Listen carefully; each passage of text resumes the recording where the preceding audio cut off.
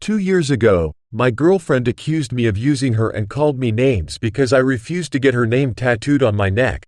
Now, she's begging me to reconcile, and her friends are pressuring me to meet her. We dated for 2 years. She loved tattoos and had several.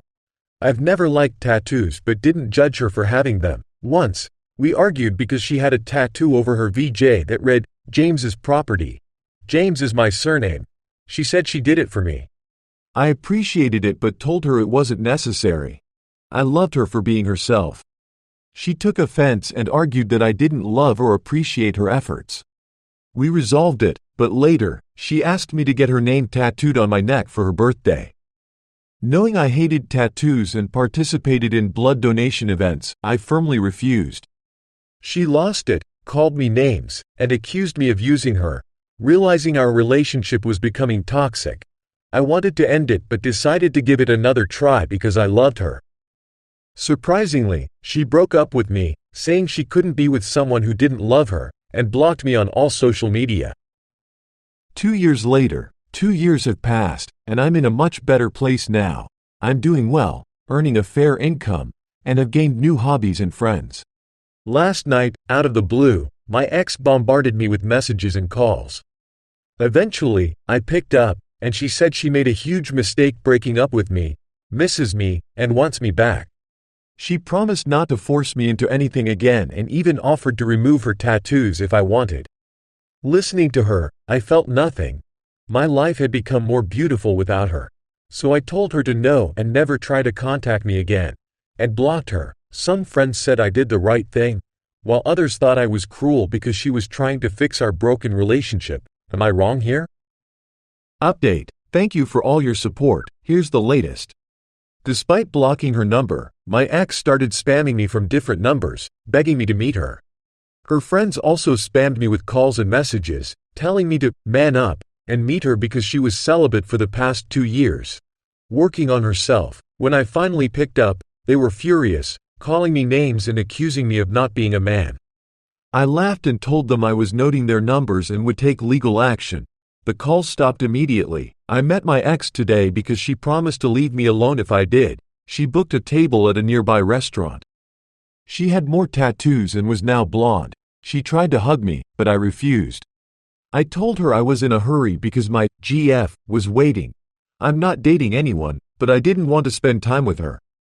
She apologized for ending things badly and regretted it every day. She said she was a shitty person back then and now realizes the damage she caused. She cried and apologized, saying she understands if I hate her or don't want to see her again. I told her I don't hate her and apologized for being rude on the call. I congratulated her on becoming a better person and suggested she remove the tattoo and move on with her life. She promised never to contact me again but hoped we could be friends someday. We parted ways, and since then, I haven't received any messages or calls from her or her friends.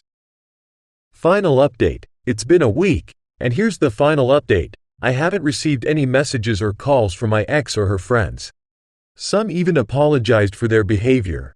She still has the tattoo and doesn't intend to remove it. She didn't make any sexual offers during our meetup. She only asked for forgiveness and explained she had been celibate for 2 years. Working on herself, she involved her friends because they assured her they could convince me to get back with her.